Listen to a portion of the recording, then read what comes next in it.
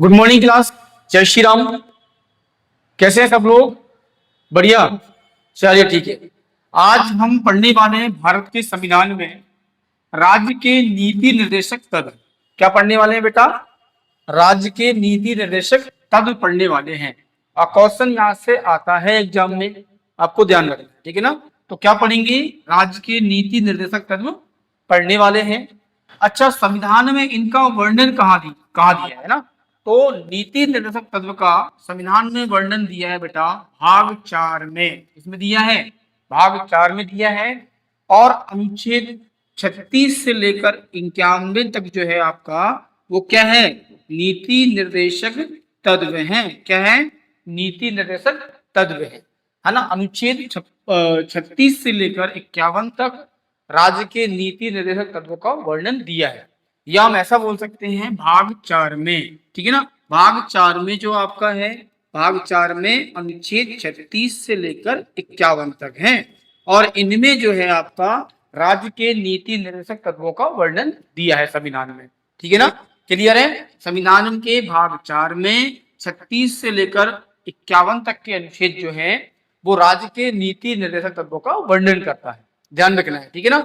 और इनकी प्रेरणा हमें मिली है बेटा आयरलैंड के संविधान से मिली है। ध्यान रखना है, क्वेश्चन डायरेक्टली पूछता है कि नीति निर्देशक तत्व किस संविधान से लिए गए हैं, तो वो लिए हैं आयरलैंड के संविधान से लिए गए हैं। इसमें 36 से लेकर 51 तक अनुच्छेद हैं और भाग 4 में इनका वर्णन दिया गया है संविधान में, ठीक है? चलिए नेक्स्ट देखेंगे आप इसमें, है ना? इन्हें वैधानिक शक्ति प्राप्त नहीं है। ध्यान रखना, इन्हें कानूनी शक्ति प्राप्त नहीं है। इन्हें कानूनी शक्ति प्राप्त नहीं है। ध्यान रखना है, राज्य के नीति निर्देशक तत्व को कानूनी शक्ति प्राप्त नहीं है, यानी इन्हें न्यायालय द्वारा लागू नहीं किया जा सकता। ध्यान रखना है आपको, इन्हें न्यायालय द्वारा लागू नहीं किया जा सकता। इन्हें वैधानिक शक्ति प्राप्त नहीं है। और ये साथ में ही देश के शासन के लिए ये मूलभूत है। यदि देश का शासन चलाना है और अच्छी तरीके से चलाना है, नागरिकों को सुविधा देते हुए चलाना है, तो ये हमारे देश के शासन में मूलभूत है। मतलब रीढ़ की हड्डी है बोल सकते हो आप, है ना? शासन के लिए रीढ़ की हड्डी बोल सकते हो, ये बहुत जरूरी है, ठीक है? क्यों? और ये ध्यान रखना आपके लिए राज्य के कर्तव्य हैं। ये क्या है बेटा? राज्य के कर्तव्य हैं, इनको न्यायालय में लागू नहीं किया जा सकता। राज्य का कर्तव्य बनता है देश के सभी नागरिकों के लिए जो है ना अपना जो है शासनिक काम करें, है ना? इनको मतलब जो है ना कंपलसरी नहीं है कि आप सरकार से मांगो, है ना, हट करके मांगो कि तुम्हें करना पड़ेगा, ऐसा नहीं है। ये राज्य के कर्तव्य है और कर्तव्य हमेशा अपने ऊपर निर्भर होता है कि करना है या नहीं करना है ना? समझे कि नहीं समझे बेटा? ये हमारे देश के कर्तव्य हैं। जिस प्रकार से हम भारत के नागरिकों के कर्तव्य हैं 11, है ना? इनके बाद हम वही पढ़ने वाले हैं, ठीक है? तो जिस प्रकार हमारे जो कर्तव्य हैं देश के नागरिकों के कर्तव्य हैं, ठीक उसी प्रकार ये देश के कर्तव्य हैं, ठीक है ना? जिस प्रकार से भारत के नागरिकों के लिए कर्तव्यों का पालन करना या नहीं करना ऐसा ठीक नहीं है, वो नागरिक के स्वयं के ऊपर निर्भर करता है कि वो कर्तव्यों का पालन करता है या नहीं करता। ठीक इसी प्रकार राज्य के ऊपर या सरकार के ऊपर निर्भर करता है कि वो अपने कर्तव्यों का पालन करता है या नहीं करता है ना? लेकिन यदि शासन चलाना है देश की सरकार को तो ये मूलभूत है शासन चलाने के लिए, है ना? क्योंकि इसमें नागरिकों के भले की बात कही गई है और जब तक लोगों का भला नहीं होगा तब तक ये है शासन नहीं चल पाएगा। इसलिए शासन इसको फॉलो करती है। लेकिन इतना ध्यान रखना है ये बेटा ये कर्तव्य है ना? ये शासन के ऊपर निर्भर करता है कि वो अपने कर्तव्यों का निर्वहन करे या नहीं करे, ठीक है? ध्यान रखना है, इनको कानूनी शक्ति प्राप्त नहीं है, इनको न्यायालय द्वारा लागू नहीं किया जा सकता। ये शासन के लिए मूलभूत इकाई है और ये राज्य के कर्तव्य हैं, ठीक है? चलिए नेक्स्ट देखेंगे हम। भारत सरकार अधिनियम 1935 में अनुच्छेद प्रपत्र, है ना, के रूप में ये शामिल किए गए थे। ध्यान रखना, है ना? ब्रिटिश शासन काल में, है ना, भारत सरकार अधिनियम बहुत इंपॉर्टेंट है बेटा। आधा संविधान यहीं से बना है अपना, है ना? भारत सरकार अधिनियम से ही हमारा भारत सरकार का जो भारत देश का आधा संविधान यहीं से ले लिया गया है। जो संविधान आज बोलते हैं कि भारत का जो संविधान है वो विश्व का सबसे बड़ा लिखित संविधान है, वो आधा संविधान भारत सरकार अधिनियम 1935 से ही लिया गया है। और जब ये भारत सरकार अधिनियम 1935 जब आया था ब्रिटिश कालीन में 1935 में, ये मौलिक जो अपन नीति निर्देशक तत्व पढ़ रहे हैं वो उस अधिनियम में अनुदेश प्रपत्र के रूप में शामिल थे और उन्हीं को हमने भारत के संविधान में नीति निर्देशक के रूप में शामिल किया है। ये आपको ध्यान रखना है, ठीक है बेटा, क्लियर है। ये आपके नीति निर्देशक तत्व जो है ना वो भारत सरकार अधिनियम 1935 में अनुदेश प्रपत्र के रूप में शामिल थे और इन्हीं को जब संविधान बनाया भारत का तो उस संविधान में हमने नीति निर्देशक तत्व के रूप में शामिल किया है। और इन्हें डॉक्टर भीमराव अंबेडकर ने संविधान की एक अनूठी विशेषता कहा है, ध्यान रखना, ठीक है बेटा, बहुत इंपॉर्टेंट है। देश के जो अपने वर्तमान में नीति निर्देशक तत्व है ना उनको डॉक्टर भीमराव अंबेडकर ने संविधान की एक अनूठी विशेषता कहा था, है ना, क्लियर है। ये क्वेश्चन पूछते हैं बेटा, ध्यान रखना, है ना। और ये हमारे संविधान में नीति निर्देशक तत्व जो आज शामिल हुए हैं वो 1935 के अधिनियम में अनुदेश प्रपत्र के रूप में शामिल थे, ठीक है। चलिए नेक्स्ट हम देखेंगे बेटा, भारत के संविधान में कल्याणकारी राज्य की संकल्पना का समावेश नीति निर्देशक तत्वों में किया गया है ना। नीति निर्देशक तत्वों में ये बोला गया है कि भारत के संविधान में जो कल्याणकारी शब्द का प्रयोग किया है ना, वो राज्य की कल्पना की गई है कि देश एक क्या हो बेटा, देश एक कल्याणकारी राज्य बने। या हमारा देश का जो राज्य उस समय जो राज्य शब्द है ना, अनुच्छेद 12 में उसको वर्णन दिया है, मैंने पढ़ा है आपके लिए। अनुच्छेद 12 में पूरा राज्य के बारे में बताया है, राज्य किस किस को कहा जाता है, जी मैं पढ़ा चुका हूँ आपके लिए। और वो वीडियो आपकी यूट्यूब पर भी अपलोड है, वो देख सकते हैं, नई क्लास में भी अपलोड है, ठीक है। तो कल्याणकारी राज्य के बारे में जो दिया है वो ये बोला गया है कि नीति निर्देशक तत्व में कि हमारा राज्य कल्याणकारी जो बने इस प्रकार से उपेक्षा की है और वो किसके अनुसार की है, नीति निर्देशक तत्वों के अनुसार की गई है ना। और कल्याणकारी राज्य का उद्देश्य है कि सामाजिक और आर्थिक प्रजातंत्र की स्थापना करना, है ना। सभी व्यक्तियों के लिए सामाजिक तरीके से और आर्थिक तरीके से प्रजातंत्र जो है ना उसकी स्थापना करना कल्याणकारी शब्द का उद्देश्य है, ठीक है, क्लियर है। चलिए नेक्स्ट हम देखेंगे बेटा अनुच्छेद 38, क्या देखने वाले हैं, अनुच्छेद 38। ये मैंने बताया था ना भाग 4 में अनुच्छेद जो आपका है, अनुच्छेद आपका 36 से लेकर 51 तक है। तो हम क्या पढ़ रहे हैं बेटा, अनुच्छेद 38 पढ़ रहे हैं, 36 और 37 हमने नहीं पढ़ा है। जो इम्पोर्टेंट है वही बता रहा हूं मैं आपके लिए। तो अनुच्छेद 36 में क्या है, राज्य लोक कल्याण की अभिवृद्धि के लिए सामाजिक व्यवस्था बनाएगा। क्लियरली लिखा हुआ है, राज्य लोक कल्याण की अभिवृद्धि के लिए, है ना। लोक कल्याण मतलब जो है ना भारत के नागरिकों के कल्याण के लिए क्या करेगा बेटा, सामाजिक व्यवस्था बनाएगा जिससे सभी लोगों के लिए फायदा हो। ऐसी व्यवस्था बनाएगा जो लोगों के हित में हो, लोगों के कल्याणकारी कार्य में शामिल हो, है ना। ऐसी व्यवस्था बनाएगा हमारा देश, ऐसा उसने डायरेक्टली अपने कर्तव्यों में लिखा हुआ है ना, जिससे भारत के नागरिकों के लिए सामाजिक, आर्थिक और राजनीतिक न्याय मिलेगा, है ना। अनुच्छेद 38 ये बोलता है कि राज्य मतलब हमारा देश है ना सभी लोगों के कल्याण के लिए, है ना, उनकी अभिवृद्धि के लिए ऐसी सामाजिक व्यवस्था बनाएगा जिससे भारत के नागरिकों के लिए सामाजिक, आर्थिक और राजनीतिक न्याय मिलेगा। ये अनुच्छेद 38 बोलता है कि राज्य ऐसी व्यवस्था बनाएगा जिसमें देश के सभी लोगों के लिए, चाहे वो स्त्री हो, पुरुष हो या बालक हो, उन सभी के लिए उनके हित में जो है नियम बने, उनके हित के लिए काम किया जाए जिससे भारत के नागरिकों के लिए सभी प्रकार के न्याय मिले। सामाजिक मतलब सभी के लिए, आर्थिक मतलब आर्थिक जो स्थिति होती है उसके लिए, और राजनीतिक इस प्रकार के न्याय को मिलेगा, ठीक है। चलिए नेक्स्ट बेटा अनुच्छेद 39 अनुच्छेद 39 क्या बोलता है, अनुच्छेद 39 क्या बोलता है बेटा, इसमें आर्थिक न्याय के बारे में बोला गया है। क्या बोला गया है, अनुच्छेद 39 आर्थिक न्याय के बारे में बोलता है, ये आपको ध्यान रखना है, क्लियर है बच्चे। तो अनुच्छेद 39 किसके बारे में बोलता है, आर्थिक न्याय के बारे में बोलता है। जैसे हम उदाहरण के लिए देख रहे हैं अनुच्छेद 39 का ए, या हम इसको का भी बोल सकते हैं, क्या, अनुच्छेद 39 का का। इसमें यह बोला गया है कि देश के सभी नागरिकों के लिए जीविका के सभी साधन प्राप्त करने का अधिकार है। हमारे देश में जितने भी नागरिक रह रहे हैं, चाहे वो बेटा पुरुष हो, चाहे वो स्त्री हो, चाहे वो बालक हो बेटा, लड़की लड़के दोनों हो जाएंगे, बालक हो, उन सभी के लिए उनके जीवन में जो भी साधन यूज करने के लिए है, टूथपेस्ट से लेकर साबुन से लेकर खाने के सामान तक का जो साधन है उनको प्राप्त करने का अधिकार है ना। और ये सुविधा कौन देगा बेटा? देश देगा आपके लिए, राज्य देगा। आपकी जो भी नीडेड चीजें हैं, साधन है, टूथपेस्ट से लेकर सुबह का जो आपका टूथपेस्ट से शुरुआत करते हो, शाम को आप खाकर सोते हो, इसके बीच में जो भी आपकी उपयोगी चीजें हैं जो आपके जीवन के लिए बहुत जरूरी है, उन साधनों को जो है ना बेटा, राज्य प्राप्त करने का अधिकार, मतलब आपको देने का अधिकार रखता है। और ये आपका अधिकार भी है कि भैया आप तक वो सामान पहुंचना चाहिए। और पहुंचाता कौन है बेटा?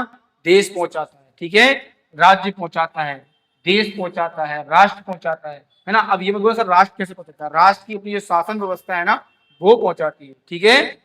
तो देश में हमारे जितने भी नागरिक रह रहे हैं, उनके जीवन यापन करने के लिए जो साधन है ना, उनको प्राप्त करने का अधिकार है, और सरकार उनके लिए आप तक पहुंचाएगी, ऐसा अनुच्छेद 39 बोलता है, ठीक है ना। ये आर्थिक न्याय में आपका क्या आ जाएगा? 39 के ए या का में आ जाएगा, ठीक है। चलिए नेक्स्ट हम देखेंगे अनुच्छेद 39 का खा भी बोल सकते हो आप, या बी बोल सकते हो, बी या खा।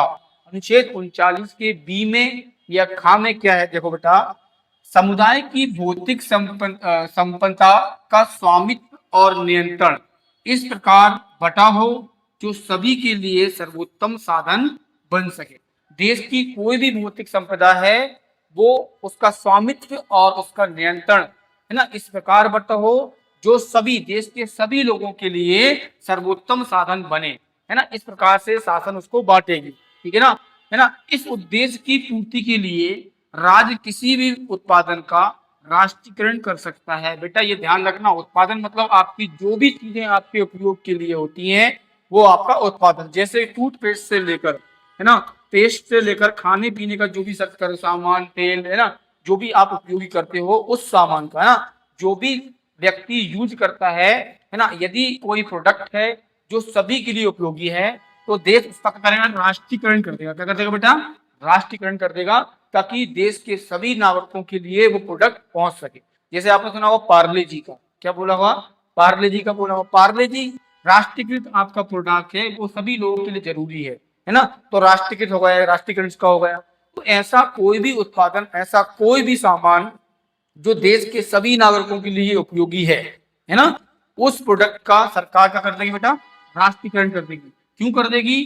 क्योंकि वो सामान सभी लोगों के लिए जरूरी है और वो सर्वोत्तम साधन व्यक्ति कहलाएगा। जैसे कि खाने का तेल हो गया, आपका कोई भी साधन हो गया, तेल, शक्कर, है ना, ये सामान ऐसा है जो जीने के लिए बहुत जरूरी है। सरकार उसको राष्ट्रीयकरण कर देगी ना, तो पूरे देश में हर व्यक्ति के पास पहुंच जाएगा, है ना। क्लियर है? चलिए ये आपका हो जाएगा 39 का खा, ठीक है। एक बार और समझेंगे, समुदाय की भौतिक संपदा का स्वामित्व और नियंत्रण इस प्रकार बटा हो जो सभी के लिए, है ना, सर्वोत्तम साधन बन सके, है ना। और इस उद्देश्य की पूर्ति के लिए राज्य किसी भी उत्पादन का या किसी भी प्रोडक्ट का राष्ट्रीयकरण कर सकती है, ताकि देश के सभी नागरिक तक वो साधन पहुंच सके, या उत्पादन पहुंच सके, या वो सामान पहुंच सके जो जरूरी है। क्लियर है बेटा? चलिए नेक्स्ट आपका देखेंगे हम। नेक्स्ट है अनुच्छेद 39 का सी, है ना, इसे हम बोल सकते हैं का खा गा। क्या बोल सकते हैं? गा। क्लियर है? अनुच्छेद 39 का सी बोल सकते हैं या गा बोल सकते हैं। देश की आर्थिक व्यवस्था इस प्रकार चले जिससे धन और उत्पादन के साधन सभी के लिए हित में रहे, है ना। देश की आर्थिक व्यवस्था उस प्रकार से चलना चाहिए जिससे धन की मतलब पैसों की और उत्पादन की जो साधन है वो सभी के हित में हो, है ना, मतलब हित का केंद्र बने, है ना, अहित का केंद्र नहीं बने, ठीक है ना। जैसे कि हम बोल सकते हैं, आपकी बोलते हैं ना सिगरेट जो होती है, सिगरेट, क्या सिगरेट होती है आपकी, या पान मसाला होता है ना, पान मसाला होता है, या हम बोल सकते हैं दारू हो गई आपकी, दारू जिसको हम बोलते हैं ड्रिंक, है ना। तो ये क्या होता है बेटा? ये प्रोडक्ट जो है ना देश के लिए जो है ना हित में नहीं है, हित में नहीं है ना, उसके स्वास्थ्य के लिए हानिकारक है ना। तो ये देश के सभी में अहित का केंद्र नहीं है। क्या है बेटा? अहित का केंद्र है। तो ऐसा कोई भी साधन, है ना, जो सभी लोगों के लिए अहित का केंद्र बन रहा है, वैसी व्यवस्था नहीं होनी चाहिए, है ना। जैसे कि सिगरेट, पान मसाला, दारू, या देश की जो भी आपकी नुकसानदायक चीजें हैं वो अहित का केंद्रण है, ना कि हित का केंद्रण। हित का केंद्रण कैसा होगा बेटा? हित का केंद्रण होगा ऐसे प्रोडक्ट जो उसके हित का केंद्रण बने, है ना, हित का टारगेट बने वो। जैसे कि आपके जीवन के लिए स्वास्थ्य संबंधी जो अच्छी चीजें हैं, पोषण चीजें हैं, वो सरकार आप तक पहुंचाएगी, वो साधन आप तक पहुंचाएगी, वो हित का केंद्रण हो गया, है ना। कोई भी मान लो एक केमिकल फैक्ट्री है वो खुल रही है, तो वो अहित का कारण, व्यक्ति के लिए अहित जो है उसका केंद्रण बन सकता है। जैसे कि हमारे भोपाल में यूनियन कार्बाइड की एक जो आपकी कंपनी थी वो बंद हो गई है, वो अहित का केंद्रण बन गई है ना।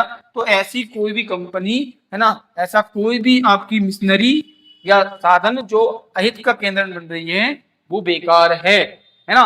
हित की बात करेंगे तो ठीक है, जैसे एआई आया है ना, जैसे कि आपको मैं उदाहरण के लिए बोल दूं, एआई है ना, एक प्रकार का हमारे सॉफ्टवेयर है, हमारा साधन है ना। अब इसका क्या है बेटा, ये क्या है, सरकार क्यों लेके इसको जोर दे रही है, हित का केंद्र बना रही है। क्या बना रही है? हित का केंद्र बना रही है इसको, कि लोगों का हित हो, इसमें नई टेक्नोलॉजी आए, नई चीजें हो। लेकिन इसका अहित का केंद्र भी है बेटा, अहित का केंद्र भी है ना, अहित का केंद्र भी है, क्योंकि एआई किसी के कपड़े उतार भी सकता है और किसी कपड़े को पहना भी सकता है, पूरी बॉडी चेंज कर देता है ना। तो ये व्यक्तियों के लिए, भारत के नागरिकों के लिए अहित का केंद्र बन सकता है ना। सरकार ऐसी व्यवस्था लेके आएगी जो सभी लोगों के लिए हित का साधन बन सके। उत्पादन में बेटा एआई भी उत्पादन ही है आपका, टेक्नोलॉजी में उत्पादन है। उत्पादन मतलब होता है किसी भी चीज का प्रोडक्शन, है ना, चाहे वो खाने का हो, चाहे वो मिशनरी हो, चाहे वो कार हो, चाहे वो एआई हो, चाहे कंप्यूटर हो, कोई भी साधन, है ना, कोई भी साधन उत्पादन होता है पहले उसका ना। तो वो साधन सभी के हित का होना चाहिए, है ना। साथ में ही, है ना, साथ में ही आपको धन का समान वितरण हो, साथ में ही धन का समान वितरण हो, ठीक है। जैसे कि आपको देखा होगा, आपने कोई योजना चलती है, ऐसे वृद्ध पेंशन योजना चल रही है, वृद्ध पेंशन योजना मतलब बुजुर्गों के लिए पेंशन योजना।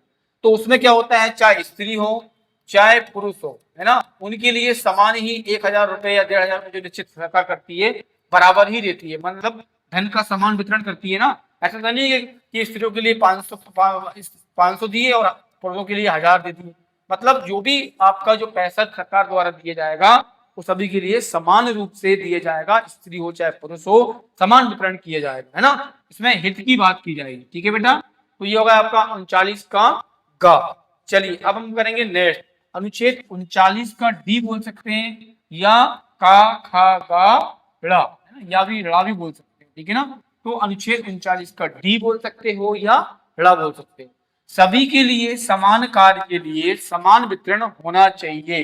क्या बेटा? समान वितरण मतलब होता है पेमेंट, है ना, पेमेंट की बात कर रहा हूं मैं, है ना। यदि कोई व्यक्ति, चाहे वो पुरुष हो बेटा, चाहे वो पुरुष हो, और चाहे वो बेटा क्या हो, स्त्री हो, है ना, या फीमेल हो या मेल हो, ये दोनों ही यदि एक पोस्ट पर है ना, एक पोस्ट मतलब कोई भी XYZ ले लो आप, कोई भी गवर्नमेंट पोस्ट है वो एक पोस्ट है ना। मतलब मान लो डाटा एंट्री, मान लो डाटा एंट्री ऑपरेटर है कोई ना, डाटा एंट्री ऑपरेटर है दोनों, एक पुरुष और एक स्त्री है, तो दोनों को ही जो सुविधा दी जाएगी, जो सैलरी दी जाएगी, वो समान होना चाहिए, समान होना चाहिए। ऐसा नहीं कि स्त्री है तो कम काम करेगी तो वो उसको कम सैलरी देंगे, या पुरुष है कोई हार्ड वर्क कर सकता है, कोई कम काम कर पा रहा है तो उसको कम सैलरी देंगे। सरकार यदि कोई भी गवर्नमेंट जॉब की बात करेगा या कोई भी चीज लेके आएगा या कोई भी पोस्ट के लिए, तो यदि वो एक ही पोस्ट पर है तो उसको समान पैसा या पेमेंट दिया जाएगा, ऐसा सरकार ने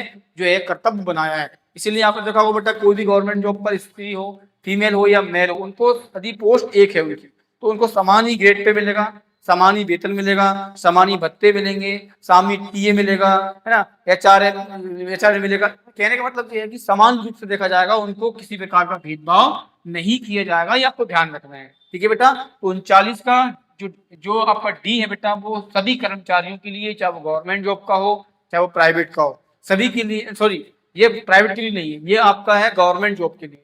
गवर्नमेंट के लिए कोई काम कर रहा है, कोई बच्चा या फीमेल या मेल काम कर रही है, तो उनके लिए समान काम के लिए समान ही वेतन दिया जाएगा, समान ही सुविधाएं दी जाएंगी, ऐसा जो है आपके हित की बात कर रहे हैं ना, ठीक है बेटा। ये आपका 39 का डी हो। चलिए नेक्स्ट आपका है बेटा, नेक्स्ट आपका है अनुच्छेद 39 का, है ना, आपका क्या हो जाएगा बेटा, का ई फॉर एफ, है ना, ई या आपका ला, है ना, ला हो जाएगा आपका अनुच्छेद 39 का ई। सभी कर्मचारियों के लिए स्वास्थ्य और शक्ति और बालकों की सुकुमार अवस्था का दुरुपयोग ना हो, है ना। यदि कोई कर्मचारी है, गवर्नमेंट कर्मचारी है, उसके स्वास्थ्य का और उसकी ताकत का, शक्ति का दुरुपयोग नहीं होना चाहिए। जो काम उसका है, जो समय है, वही समय उसको दिया जाए। 10 से 4 है या आपका सुबह 8 से 4 है, जो समय है उसी समय का उसको प्रयोग किया जाएगा। उसकी शक्ति का, उसकी ताकत का या उसकी जो शारीरिक स्वास्थ्य है उसका गलत उपयोग नहीं किया जाएगा। इसीलिए देखो, आपने गवर्नमेंट जॉब में 10 से 4 का समय बहुत ज्यादा रहता है, इसके बाद कोई व्यक्ति काम नहीं करता। भैया हमने अपनी ड्यूटी दिया है, खत्म कहानी। तो कोई भी कर्मचारी का जो है ना, स्वास्थ्य का और शक्ति का दुरुपयोग नहीं हो। साथ में ही जो बालक लोग होते हैं, बालक है ना, जो बालक है, इनकी सुकुमार अवस्था, जो मतलब एक नाजुक अवस्था होती है, उसका दुरुपयोग ना हो। ठीक है बेटा, क्लियर है। ये अनुच्छेद 39 का ई बोलता है कि सभी कर्मचारियों के लिए स्वास्थ्य और शक्ति का दुरुपयोग ना हो। साथ में ही बालकों की सुकुमार अवस्था, जो नाजुक अवस्था होती है, उसका भी दुरुपयोग नहीं होना चाहिए। ऐसा सरकार का कर्तव्य बनता है कि वो करे। साथ में ही आर्थिक अवस्था से मजबूर व्यक्ति ऐसा कोई काम ना करे जिसकी उम्र और शक्ति पर अनुकूल हो। ठीक है ना, मतलब उसके विपरीत हो। ऐसा आर्थिक मजबूर व्यक्ति होता है, जो उसके बहुत गरीब होता है, उस गरीब व्यक्ति को है ना, मजबूरी में आकर ऐसा कोई काम करना नहीं होना चाहिए जिससे उसकी स्वास्थ्य पर है ना विपरीत प्रभाव पड़े, है ना, उसकी शक्ति पर विपरीत प्रभाव पड़े। ऐसे मान लो कोई व्यक्ति बहुत ज्यादा मजबूर है, उससे बोल रहा हो भैया ये काम करो आप, जो उसको पता है कि वो मतलब जो है ना उसकी जिंदगी के लिए हानिकारक है, और फिर भी व्यक्ति मजबूरी में कर रहा है। तो ऐसा मतलब नहीं होना चाहिए, जो उसको लगे कि मेरे स्वास्थ्य के लिए बहुत ज्यादा हानिकारक है और मजबूरी में वो आदमी कर रहा है ना। सरकार का एक कर्तव्य बनता है ऐसा नहीं करना चाहिए। किसी व्यक्ति की है ना आर्थिक अवस्था को देखकर उसको ऐसा कोई काम नहीं करवाना चाहिए जो उसकी स्वास्थ्य को लेकर, या जितनी उम्र नहीं उतना वजन उठा रहा हो। आप 14 साल के बच्चे से आप उठा रहे हैं 1 कुंटल वजन उठा रहे हो मशीन के द्वारा, गिर जाएगा तो उसको विकलांग भी हो सकता है वो। तो ऐसा कोई काम नहीं होना चाहिए जो उसके स्वास्थ्य और शक्ति पर अनुकूल है ना अनुकूल प्रभाव डाले ना, मतलब विपरीत प्रभाव डाले। चलिए नेक्स्ट हम देखेंगे बेटा। नेक्स्ट आपका है 39 का है ना। ये बेटा पहले मूल संविधान में नहीं था, इसको 42वें संविधान संशोधन 1976 में जोड़ा गया, बाद में जोड़ा गया। ठीक है ना। अनुच्छेद 39 का एफ जो आपका है, या हम बोल सकते हैं चा चा चा, है ना। अनुच्छेद 39 का एफ जो है या चा जो है, ये मूल संविधान में नहीं था, इसे 42वें संविधान संशोधन 1976 में जोड़ा गया है, ये आपको ध्यान रखना है। ठीक है, इसमें क्या है बेटा, बालकों को स्वतंत्र और गरिमापूर्ण वातावरण की सुविधा देना। जो बालक हैं, बालक आपके 6 से लेकर 14 साल के बच्चे हैं, उनको स्वतंत्र और गरिमा मतलब इज्जतवार है ना, गरिमापूर्ण वातावरण जो है ना आपका, उसकी सुविधा देना है। साथ में ही बेटा बालकों और गरीब व्यक्तियों को शोषण से रक्षा करना है। इसका काम क्या है बेटा, जो बालक है या कोई गरीब मजदूर व्यक्ति है उसको शोषण से भी बचाना है ना, उसको मजबूर करने वाले व्यक्ति को ध्यान रखना है ना। उसको ऐसी सुविधा दें कि वो व्यक्ति, गरीब व्यक्ति जो है ना, वो गलत काम ना करे, है ना, अपनी मजबूरी में आकर, तो उनकी रक्षा करना है। बालकों के स्वतंत्र और गरिमापूर्ण वातावरण देना है। साथ में ही बालकों और गरीब व्यक्तियों की है ना शोषण की, क्या होता है बेटा, शोषण की रक्षा करना है। शोषण मतलब होता है बेटा उस पर किसी प्रकार का दबाव डालना, गाली गलौज करना, जबरदस्ती कोई काम करवाना, है ना, इस प्रकार के काम से बचाना है। ठीक है बेटा, तो ये अपने क्या है बेटा, कर्तव्य है, अपने राज्य के कर्तव्य हैं, अपने देश के कर्तव्य हैं। ये आपको मैंने आज जो पढ़ाया है अनुच्छेद 38 और 39 पूरा पढ़ा दिया है। ठीक है, साथ में ही बता दिया है कि नीति निर्देशक तत्व है क्या, है ना, क्यों जरूरी है हमें पढ़ने के लिए, हमारे देश के लिए। ठीक है बेटा, ये बहुत जरूरी था। अनुच्छेद 39 से लेकर 38 से लेकर 39 मैंने पढ़ा दिया है। बाकी मैं आपको कल पढ़ाऊंगा बेटा, है ना, 40 से लेकर जो 51 तक के जो अनुच्छेद है पूरे मैं कल आपको पढ़ा दूंगा।